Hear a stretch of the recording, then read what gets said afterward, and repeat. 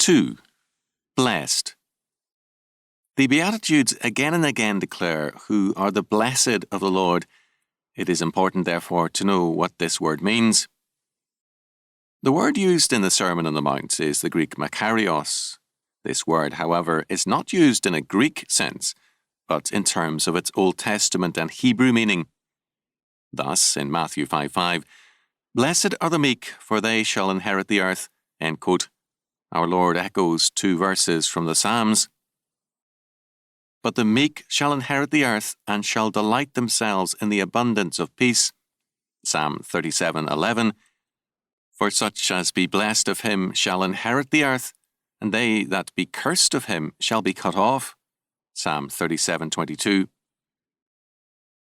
The Hebrew word used in Psalm 37:22 is barak, to kneel. To kneel is to adore and worship, so that when man blesses God, as in Psalm 103, he is rendering to God all his life, service, and substance. He declares himself to be God's possession. When a serf knelt before a feudal lord, he acknowledged himself to be the Lord's man. To bless God is an even more total commitment and surrender. For God to bless man means that God bends down in his grace and mercy to aid man. It is a sovereign condescension on God's part.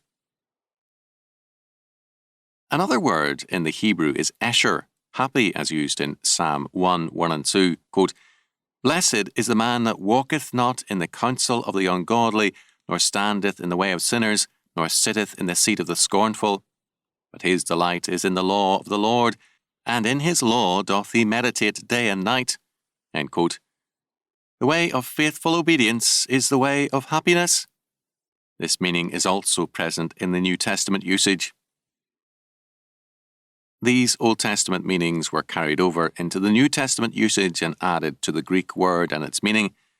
Makarios, in its Greek meaning, referred to material prosperity. This emphasis is present in the Old Testament usage. The blessed meek inherit the earth. There is, however, an important difference.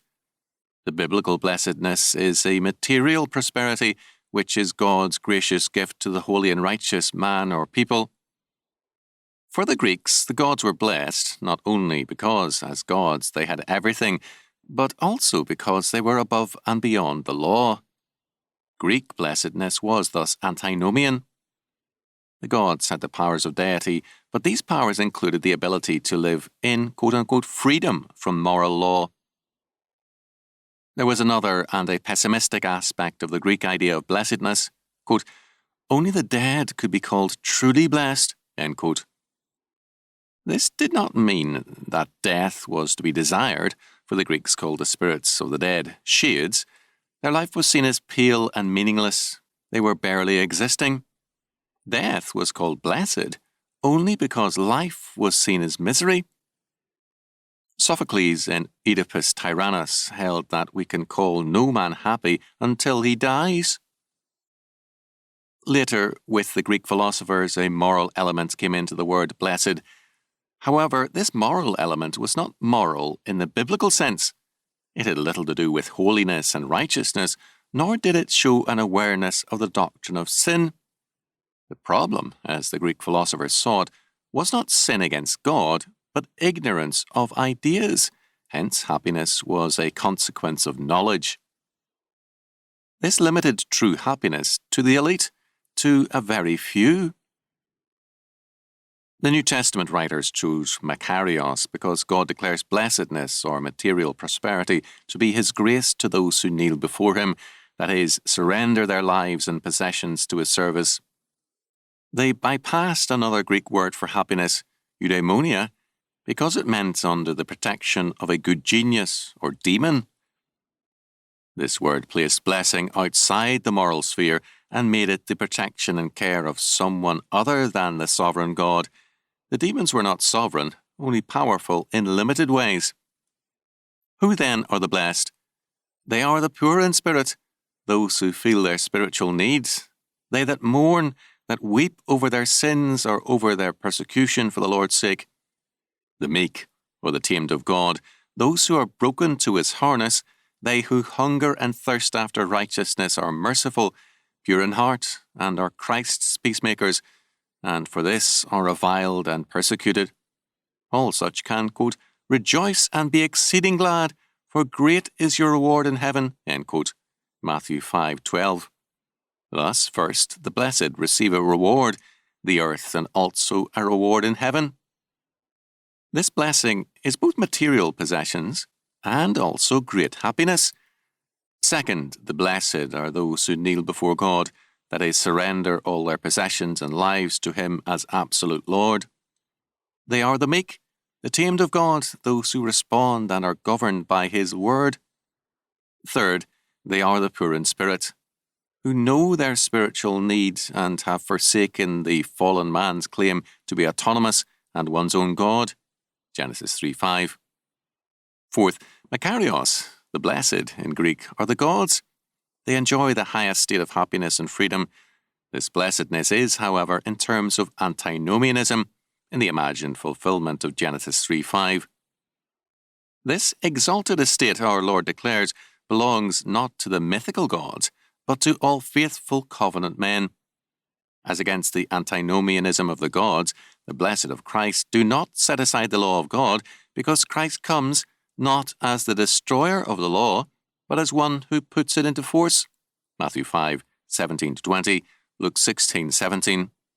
Fifth, our Lord makes very clear that happiness, blessedness, prosperity, and freedom are to be found in what to the world is the negation of blessedness.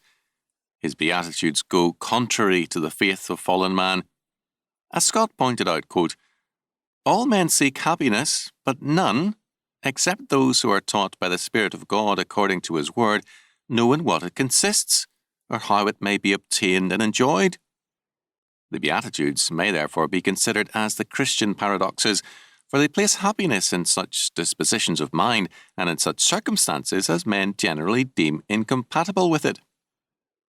All the declarations of Scripture showing who are the blessed or happy have reference to our state and character as sinners, but some point out these benefits by which we become entitled to happiness, and others those dispositions or that conduct which are conducive to the enjoyment of it. End quote. It should be noted that these paradoxes have reference to the Lord. It is not enough to mourn in a general sense. The world is full of mourning. It is mourning before God and in terms of our relationship to Him. Thus, as Scott pointed out, the meekness spoken of in the Beatitude is not a constitutional meekness, but a gracious one. This means that our meekness comes not because we are broken and fearful before men, but because we have been broken by God's grace to our self-will and are readily governed by His will. Sixth, as Whedon pointed out, quote, this word blessed conveys not an opinion or a prayer, as human benedictions do, but a sentence or a decree, end quote. Precisely. This is not a pious wish or hope, nor simply an ideal. It is the authoritative decree from the King of creation. It is a statement of reality. When our Lord says, blessed are all those whom I declare blessed, He is declaring also, cursed are all others, Deuteronomy 28. There is no other way to happiness or blessing. His word is absolute and binding. Seventh, and finally, this blessedness is not a promise concerning the future, but a present fact. Thomas stated it clearly, quote, blessed are, says Christ, not blessed shall be. He who has these dispositions is blessed. The dispositions are blessedness, and as the dispositions increase in purity and strength, the blessedness will heighten and expand. We are not to look to any distant locality or onward period to get happiness, but to the state of the heart, end quote. We must not forget, as Thomas does, the Old Testament basis of the blessed. The word barak is used in Deuteronomy 28, 3-6 for very material blessings. The Lord is God over all creation.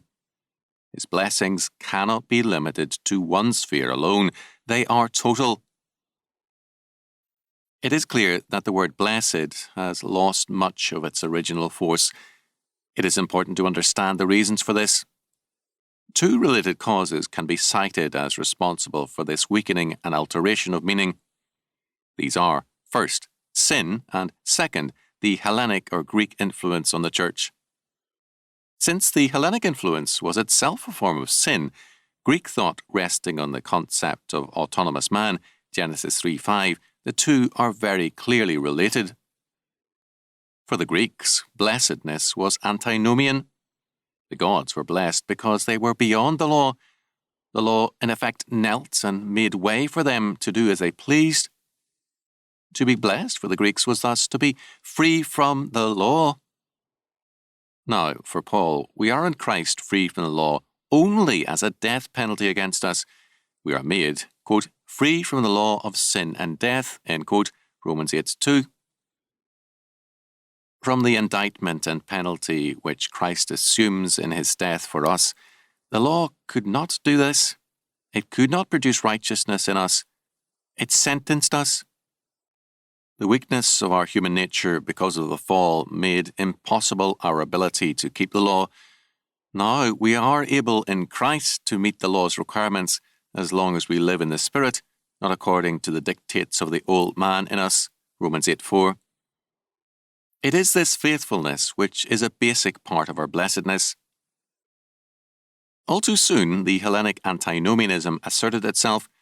Churchmen have been ready to condemn its extreme manifestations, as in the Jesuit order, while failing to see that the Jesuits have simply applied antinomianism more systematically than most. A classic statement of the Jesuit development is Pascal's The Provincial Letters. Pascal indicted the Jesuits for their trifling with Scripture. The doctrine of equivocation and of mental reservation made lying no longer a lie, nor perjury any longer perjury. Other aspects of Scripture were disposed of as cultural conditions which no longer apply to us. Thus, the biblical requirement of modest apparel in women, 1 Timothy 2:9, 1 Peter 3:3, was set aside as no longer applicable. Quote, these passages of Scripture were only precepts applying to women in those days, so that they should offer pagans an edifying example by their modesty. End quote. It is hypocrisy for Reformed and Arminian churchmen to condemn the Jesuits when they are often even more radical in setting aside the law in the name of grace as a part of gospel blessedness. The Jesuits, Pascal pointed out, held that the believer has a, quote, dispensation, end quote, from law by God's grace in Christ. Quote, the blood of Christ, end quote, they held is the, quote, price, end quote, of our freedom. Pascal cited Father Pintero's antinomian doctrine, quote, you will find there, in the doctrine of the blood, that this dispensation from the tiresome obligation of loving God is the privilege of the evangelical over the Judaic law.